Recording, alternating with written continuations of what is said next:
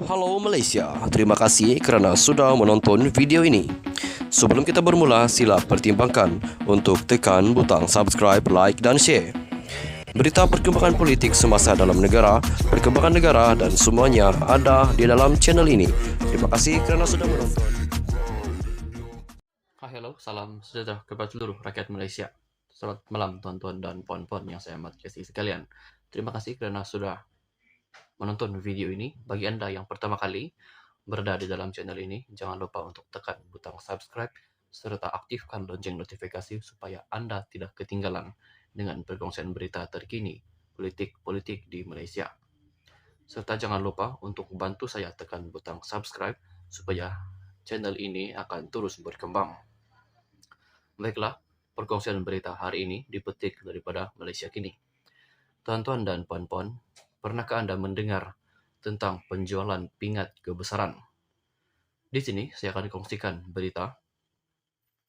Jual pingat kebesaran, dua lelaki hadapi 29 pertuduhan. Dua bekas kaki tangan pejabat setiausaha kerajaan negeri SUK Pahang dihadapkan ke Mahkamah Seksyen Kuantan dan berdepan dengan 29 pertuduhan hari ini. Muhammad Isa Muhammad Yusof 36 tahun menghadapi 26 pertuduhan menyalahgunakan kuasa dengan menggunakan nombor pengenalan miliknya untuk memasukkan 26 nama individu ke laman sesawang sistem pengurusan darjah kebesaran dan pingat Pahang. Mereka dimasukkan sebagai penerima pingat membawa gelaran Datuk dan Datuk Seri daripada Sultan Pahang. Muhammad Isa didakwa melakukan kesalahan itu antara 19 Februari 2020 hingga 12 Oktober 2021 di pejabat SUK Pahang di Kuantan. Sementara itu, Muhammad Amir Syafiq pula dikenakan 3 pertuduhan iaitu memasukkan 3 nama individu ke laman sesawang sama dan menyebabkan pengubahsuaian kandungan dalam sistem komputer itu. Tertuduh yang berusia 30 tahun itu didakwa melakukan tersebut antara 18 Ogos 2021 hingga 4 Oktober 2021 di tempat yang sama. Mereka bagaimanapun mengaku tidak bersalah selepas semua pertuduhan selesai dibaca di hadapan Hakim Maimunah Aid. Pendakwaan dibuat mengikut Seksyen 5-1 Akta Jenayah Komputer 1997. Pendakwaan dijalankan oleh pengarah pendakwaan Pahang, Abdul Ghaffar Abdul Latif bersama timbalan pendakwa raya Fatin Nadhira Kasim.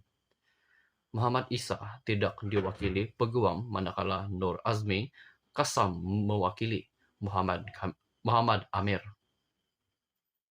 Jika sabit kesalahan, kedua-dua mereka boleh dihukum mengikut Seksyen 5-4 Akta Sama yang memperuntukkan hukuman denda tidak lebih daripada RM100,000 atau penjara tidak lebih 7 tahun atau kedua-duanya sekali. Mereka juga boleh dikenakan denda maksimum RM150,000 atau penjara 10 tahun atau kedua-duanya sekali jika perbuatan itu dilakukan dengan niat menyebabkan kecederaan seperti ditakrif dalam kanun keseksaan. Mahkamah kemudian membenarkan mereka diikat jamin RM5,000 bagi setiap pertuduhan dan menetapkan 13 Februari tahun hadapan sebagai tarikh sebutan semula kes. Sekian saja perkongsian berita untuk hari ini. Peringatan untuk anda semua, berhati-hatilah jika ingin membuat satu langkah ataupun satu langkah untuk menghasilkan duit, kerana terlajuk perahu boleh diundur terlajak kata buruk padanya. Sekian saja perkongsian berita untuk hari ini. Kita jumpa lagi di video yang seterusnya. Stay safe, stay healthy. Bye-bye. Hello, salam sejahtera kepada seluruh rakyat Malaysia. Selamat malam tuan-tuan dan puan-puan yang saya amat kasihi sekalian. Terima kasih kerana sudah menonton video ini. Bagi anda yang pertama kali berada di dalam channel ini, jangan lupa untuk tekan butang subscribe serta aktifkan lonceng notifikasi supaya anda tidak ketinggalan dengan perkongsian berita terkini politik di Malaysia. Serta jangan lupa untuk bantu saya tekan butang subscribe supaya channel ini akan terus berkembang. Baiklah, perkongsian berita hari ini dipetik daripada Malaysia Kini. Tuan-tuan dan puan-puan, pernahkah Anda mendengar tentang penjualan pingat kebesaran? Di sini saya akan kongsikan berita. Jual pingat kebesaran, dua lelaki hadapi 29 pertuduhan. Dua bekas kaki tangan pejabat setiausaha kerajaan negeri SUK Pahang dihadapkan ke Mahkamah Seksyen Kuantan dan berdepan dengan 29 pertuduhan hari ini. Muhammad Isa Muhammad Yusof 36 tahun menghadapi 26 pertuduhan menyalahgunakan kuasa dengan menggunakan nombor pengenalan miliknya untuk memasukkan 26 nama individu ke laman sesawang sistem pengurusan darjah kebesaran dan pingat Pahang. Mereka dimasukkan sebagai penerima pingat membawa gelaran Datuk dan Datuk Seri daripada Sultan Pahang. Muhammad Isa didakwa melakukan kesalahan itu antara 19 Februari 2020 hingga 12 Oktober 2021 di pejabat SUK Pahang di Kuantan. Sementara itu, Muhammad Amir Syafiq pula dikenakan 3 pertuduhan iaitu memasukkan 3 nama individu ke laman sesawang sama dan menyebabkan pengubahsuaian kandungan dalam sistem komputer itu. Tertuduh yang berusia 30 tahun itu didakwa melakukan tersebut antara 18 Ogos 2021 hingga 4 Oktober 2021 di tempat yang sama.